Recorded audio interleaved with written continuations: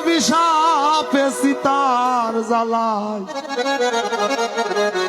জ্বলি রে বুকটা লাগে বড় খালি খালি। ওই আমার কি জানি হারাইছে শাহিন ভাই বুকটা লাগে বড় খালি খালি।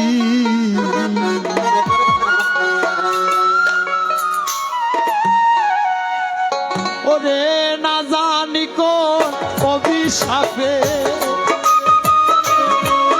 আমি না জানি কোন